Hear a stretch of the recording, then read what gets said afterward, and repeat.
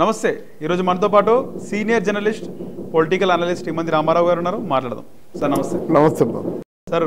తెలంగాణలో లోక్సభ ఎన్నికలు అయిపోయినాయి, మళ్ళీ కాంగ్రెస్ పార్టీలోకి వలసలు పోతున్నాయి. మొన్నటి వరకు ఎన్నికలకు ముందుకు ఎమ్మెల్యేలు ఎంపీలందరూ కూడా బీజేపీలోకి, ముఖ్యంగా ఎమ్మెల్యేలు కాంగ్రెస్ పార్టీలో చేరినారు.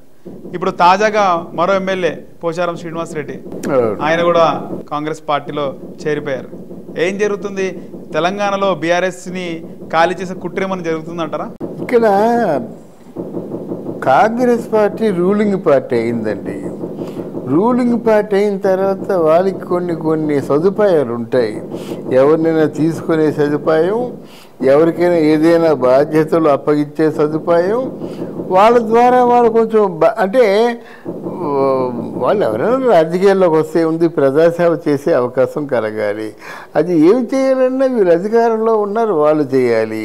తర్వాత ఈ మధ్య కేసీఆర్ మాట్లాడుతున్నప్పుడు బ్యాలెన్స్ తప్పుతున్నారు, అలాగే కేటీఆర్ కూడా బ్యాలెన్స్ తప్పుతున్నాడు. ఇప్పుడు నెక్స్ట్ ఏమో కేటీఆర్ మాట్లాడుతుంటే పార్టీ నిర్వీర్యం అయిపోతుంది కనుక నాకు ఆ పగ్గాలు అప్పచెప్పండి అన్నట్టుగా హరీష్ రావు అడక్కనే అడుగుతున్నాడు. ఆయనకు అప్పగించాలని మన చంద్రశేఖర్ గారు కేసీఆర్కి ఉంది, కేటీఆర్ చచ్చిన ఒప్పుకోడు. అలాగైతే నేను రిజైన్ వెళ్ళిపోతా అంటున్నాడు. ఇది చాలా ఆ కుటుంబంలో మాత్రం ఆయనకు ఉన్నన్ని కష్టాలు ఇంకెవరికి లేవండి. కేసీఆర్కి ఆ 10 ఏళ్ళు ఎంత రాజాలాగా బతికాడో, తర్వాత అన్ని కష్టాలే. కవిత దూరంగా వెళ్ళిపోయింది తీహార్ జైలుకి, తను ఇంతవరకు చూడడానికి కూడా వెళ్ళలేదు. మన సబితాను మన రాథోడ్ ఎవరో సత్యవతి రాథోడ్ ఇద్దరు వెళ్ళి నిన్న ములాఖత్కి వెళ్ళారన్నమాట. బట్ అంతా కూడా హృదయ విదారకమైనటువంటి విధంగా ఉంది. ఇప్పుడు కేసులు ఇప్పుడు ఇమ్మీడియట్గా కేటీఆర్ మీద ఉంటుంది, కేసీఆర్ మీద ఉంటుంది. కొంచెం ఎందుకంటే ముందు మొబలైజ్ అయినంత వరకు చూస్తున్నాడు మోదీ.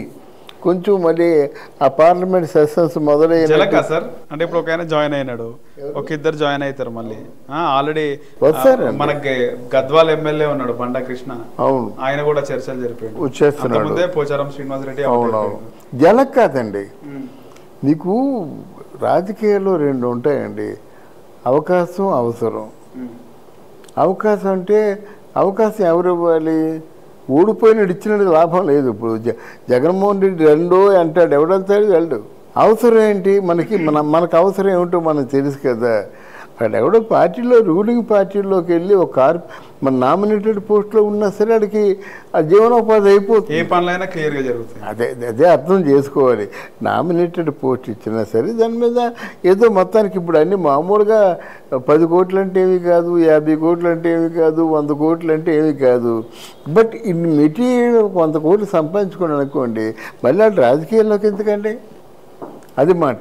అంటే పాలక వర్గంలో ఉన్నవాడితో పరిచయాలు ఉంటే ఆ విధంగా ఉంటుంది. ఎక్కడో సజ్భూమి ఉందండి, 500 గజాలు కావాలంటే ఎంత అయిపోయిందండి సజ్భూమి? చెప్తున్నాను అన్నమాట. ఇలాగా మన ఈ చాలామంది పాలకవర్గం వైపు మొగ్గు చూపడానికి ఏంటంటే వాళ్ళ చేతిలో అధికారం ఉంటే ఏమైనా చేయగలరు. సో మొత్తానికి బీఆర్ఎస్కి ఇది గడ్డు కాలం అని అంటారా? అసలు బీఆర్ఎస్ పెట్టడమే తప్పండి, దరిద్రం అండి ఇది. ఎప్పుడైతే టీఆర్ఎస్ అంటే తెలంగాణ రాష్ట్ర సమితి, తెలంగాణ కోసం అది పోరాట సమితి. వాళ్ళు పోరాడారు, త్యాగమూర్తులు మన కళ్ళ ముందు కనిపిస్తారు. ఆ టీఆర్ఎస్ని బీఆర్ఎస్గా మార్చడం ఎందుకండి? కేసీఆర్కి ప్రధానమంత్రి అయిపోదామన్న ఆలోచనతోనే కదా మార్చాడు. అత్యాసపడితే ఏమవుతుంది? మూల కూర్చున్నాడు. ఎన్టీఆర్ చేయని పని నేను చేసి చూపిస్తా. ఎన్టీఆర్ కూడా భారతదేశం పార్టీ పెడదాం అనుకున్నారు, పెట్టలేకపోయారు.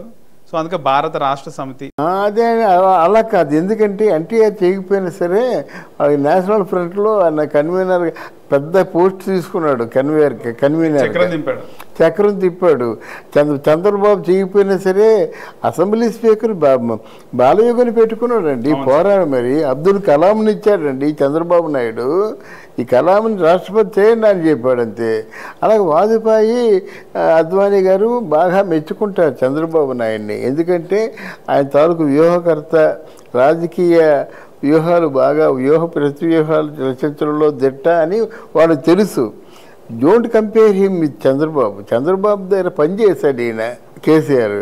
అంటే ఈయన కొంచెం మంచి సజెషన్స్ ఇచ్చారు. అంటే చంద్రబాబుతో మాత్రం ఈక్వల్ కాదు. Okay KCR Chandrababu record break చేసే అవకాశం ఉంటుందా ఎవరు? భవిష్యత్తులో ఆయన ఎవరు? కేసీఆర్. అయిపోయింది, బ్రేక్ చేయాల్సింది. మరి తేలిపోయేది. మరి ముఖ్యమంత్రి ఎవడు మీరు చూడండి. కేసీఆర్ అవడు ముఖ్యమంత్రి అవకాశం కూడా లేదు. ఓకే అంటే వాళ్ళకి సంఖ్య కూడా బాగానే ఉంది కదా సార్. 39 కాస్త 34 అయినట్టుంది సంఖ్య. ఇంకా తగ్గుతాయండి. తగ్గుతాయి. ఎక్కడ మీకు జస్ట్ సంవత్సరమే కదా అయింది, ఇంకా తగ్గుతాయి అన్నమాట. కారణం ఏంటి సార్ అంటే ఇప్పుడు తెలుగుదేశం పార్టీ ఉండే తెలంగాణలో నాయకుడు లేడు, పక్క రాష్ట్రానికి ముఖ్యమంత్రి అయ్యాడు. సో ఆంధ్ర పార్టీ అన్నారు, చంద్రబాబు ఆంధ్రోడు అన్నాడు, అయిపోయింది. ఇక్కడ కేసీఆర్ తెలంగాణోడు, తెలంగాణ తేవడంలో కీలక పాత్ర, తెలంగాణ పార్టీయే, పైగా అధ్యక్షుడు ఇదే రాష్ట్రంలో ఉన్నాడు, కేటీఆర్ ఇదే రాష్ట్రంలో ఉన్నాడు, అధ్యక్షుని కొడుకు అల్లుడు ఉన్నారు, కూతురు అంటే జైల్లో ఉంది. ఎందుకు ఈ పరిస్థితి వచ్చిందంటారు? నాయకులు ఎందుకు నమ్మకుండా వెళ్ళిపోతున్నారు? నాయకుడు అంటే మీరు ప్రాంతీయ పార్టీలు అండి. నీకు ఆంధ్రదేశంలో ఉంటుండగా తెలంగాణ నీకెందుకు అడుగుతున్నానండి. ఇప్పుడు తెలంగాణలో ఉంటుండగా ఆంధ్రదేశం నీకెందుకు? జాతీయ పార్టీలు అంత గొప్ప ఎస్టాబ్లిష్మెంట్ లేదు కదా. చంద్రబాబు నాయుడు తెలంగాణలోకి వచ్చి పోటీ చేస్తే ఏమవుతాడండి? పవన్ కళ్యాణ్ తెలంగాణలోకి వచ్చి పోటీ చేస్తే ఏమయ్యాడండి? ఆలోచించుకోవాలి కదా. అందువల్ల నువ్వు తెలంగాణ డెవలప్ ఇంకా చాలా డెవలప్ చేయవలసింది ఉంది. బోర్డంత ల్యాండ్ ఉంది, పరిశ్రమలు పెట్టించు, బోర్డంత మంది యువతున్నారు, వాళ్ళకి ఉద్యోగాలు ఇప్పించు, సన్నకారు పని వాళ్ళు ఉన్నారు, వాళ్ళకి ఏదైనా జీవనోపాధి కల్పించు. అందువల్ల అది ఆలోచించాలి. కానీ నువ్వెంత నేనెంత అనుకోవడం ఏముంది? ఈ వలసలు వస్తుంటాయి. వలసలకి ఏంటంటే మల్లారెడ్డి కూడా కాంగ్రెస్లో చేద్దామని అనుకున్నాడు, ఆయనకేవో కొన్ని ఆటంకాలు ఉన్నాయి, బీఆర్ఎస్ని విడిచిపెట్టి వెళ్ళలేడు. ఈ మధ్యకాలంలో ఆంధ్రప్రదేశ్ తెలుగుదేశం పార్టీలో చేరుతాడని కూడా పుకార్లు వచ్చాయి. ఇలా వాళ్ళకి ప్రాపర్టీస్ ఉన్నోళ్ళకి ఆ ప్రాపర్టీస్ని బ్యాన్ చేసుకొని కదా వార్నింగ్లు వస్తాయి. రేపు బాబు అక్కడ ఎంత ఎన్ని ఎకరాలు? 20 ఎకరాల. 20 ఎకరాలు నీకు ఉండవు, చెప్పుకో నీ దిక్కుని చూడంటారు. 20 ఎకరాలు అంటే 24 ఎంత 80 కోట్లు, లేకపోయినట్టయితే ఒక 100 కోట్లు ఉంటాయి అన్నమాట. 100 కోట్లు అంటే ఈ రోజుల్లో సామాన్యమా? రాజకీయంగా అటువంటి దాన్ని ఏమంటారు, దోపిడీ జరుగుతుంది. అటువంటి జులుం ప్రదర్శిస్తున్నారు రాజకీయ నాయకులు. సార్ ముఖ్యంగా ఈ ఎన్నికల తర్వాత, ఆంధ్రప్రదేశ్ ఎన్నికల తర్వాత తెలుగుదేశం పార్టీ పుంజుకోవడం, తెలంగాణలో కూడా ఆ పార్టీకి పునర్వైభవం వచ్చే అవకాశం ఉందని రాజకీయ విశ్లేషకులు మీలాంటి పెద్దలందరూ అభిప్రాయపడుతున్నారు. మీరేమంటారు? అంటే పునర్వైభవం అంటే మళ్ళీ ఓ లీడర్ కావాలండి, మంచి నాయకుడు కావాలి. ఈ కుటుంబాన్ని నమ్మరండి. ఎలాగంటే కేసీఆర్ కుటుంబాన్ని నమ్మరు. వాళ్ళకి ఎంత ప్రాపర్టీ వాళ్ళకి ఉందో వాళ్ళకి తెలుసు, ప్రజలు తెలుసు. కొత్తగా వాళ్ళ మనవడికి కూడా 36 ఎకరాలు, సెంట్రల్ గవర్నమెంట్ కూడా తెలుసు మాట. వాళ్ళ ఎంత డబ్బు ఉందో, ఎంత పరపతి ఉందో, ఎన్ని ఆస్తులు ఉన్నాయో, ఎక్కడెక్కడ షిప్పులు కొన్నారు, దుబాయ్లో ఎంత ప్రాపర్టీ అందరూ తెలుసు. తెలిసిన తర్వాత ప్రజలు ఏమనుకుంటారంటే ఇంత ప్రజా సొమ్ముని దోపిడీ చేశారా వేధవులు అనుకుంటారు. అనుకొని మనకి ఆ ఓట్లు వేయరండి, ఇంకోటికి అవకాశం ఉంటుంది. ఇప్పుడు వాళ్ళు పెద్ద అసలు కేసీఆర్ ఫ్యామిలీయే దొంగలన్నింటిగా మాట్లాడుకుంటున్నారు కదా. కేటీఆర్ మీద అభియోగాలు ఉన్నాయి, కేసీఆర్ మీద అభియోగాలు ఉన్నాయి, కవిత ఆల్రెడీ తీహార్ జైల్లో కూర్చుంది, హరీష్ రావు మీద కూడా అభియోగాలు ఉన్నాయి. ఇప్పుడు ఈ నలుగురు తప్పించి ఎవరు నమ్ముతారు? అక్కడ నెంబర్ 2 చెప్పండి. వీళ్ళ బీఆర్ఎస్ పార్టీలో నెంబర్ 2 వీళ్ళని చెప్పండి, వీళ్ళు కాకుండా. అంటే జెండా నాదన్న వాళ్ళు కూడా బయటికి వెళ్ళిపోయినారు కదా సార్. ఇది ఒక ఆయన చనిపోయినాడు, నాయని నరసింహారెడ్డి గారు. తర్వాత ఈ జెండాలో మాకు కూడా హక్కు ఉంది, ఈ పార్టీ అందరిది అన్నందుకు ఈటెల రాజేందర్ని కూడా బర్తరఫ్ చేసినారు కదా. సరేనండి. అక్కడ నాయని నరసింహారెడ్డి ఏంటంటే ఒక బిజ్జి పెట్టారు కదా పేరుతోని. పాప ఆయన హోమ్ మినిస్టర్ పేరే కానీ ఏ రోజైనా హోమ్ చేశాడండి. ఆయన మానసికంగా కుళ్ళిపోయి కురుంగిపోయి చచ్చిపోయాడు. ఆయన ఆశించింది ఏమి జరగక సంగతి తెలుసా? ఈటెల రాజేందర్ కూడా ఎప్పుడైతే హుజూరాబాద్లో ఆయన గెలిచాడో ఈటెల రాజేందర్ ఇక లాభం లేదురా మనం అనుకొని ఆయన మీద అభియోగాలు మోపడం. కానీ తర్వాత ఏంటంటే అన్ని అభియోగాలు కూడా జనం నమ్మరండి. అది మన తెలంగాణ పార్టీని కొంతవరకు నడిపించింది కొంతమంది ఉన్నారు పెద్దలు. ఆ పెద్దల్లో ఈయనొకడు అంటే పార్టీ ఫండ్ కాదు కానీ ఈ మూమెంట్లో బాగా ఉపయోగపడ్డాడు ఆయన. అటువంటి రాజేంద్ర ఏం చేశాడు, ఇంక అరెస్ట్ చేస్తాడరా, నా మీద కేసులు పెడతాడరా, నా ప్రాపర్టీస్ మీద పెడతాడరా అని ఆలోచించి తిన్నగా వెళ్ళి బీజేపీలో చేరాడనమాట. అందువల్ల అవసరాలు అవకాశాలు స్వార్థాలు తప్ప రాజకీయాల్లో సేవాభావం ఎవరికో ఉంటుందండి. తెలుగుదేశం పార్టీలో కొంతమంది బీఆర్ఎస్ ఎమ్మెల్యేలు చేరే అవకాశం ఉంది అంటున్నారు. చేరితే ఎట్లుంటుంది సార్? తెలుగుదేశం పార్టీ అక్కడ వదిలేసి ఇక్కడ ఎందుకు రావాలంటున్నాను నేను. తెలంగాణలోకి ఎందుకు రావాలి?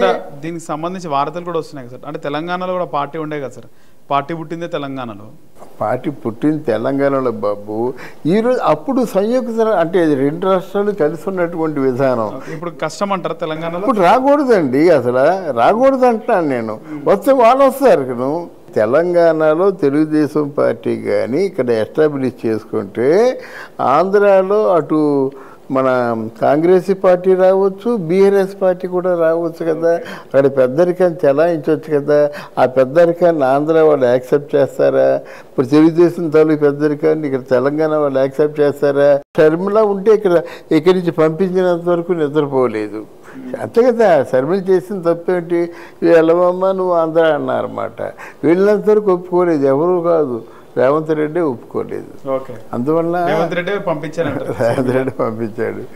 ఇలా ఉంటాయి మాట కారణాలు. అంటే ఆంధ్ర వాళ్ళు ఇక్కడ రాజకీయం చేయొద్దు తెలంగాణలో, అంతే కదా సార్? రాజకీయాలు చేసిన నెగ్గలేని అంటున్నాను.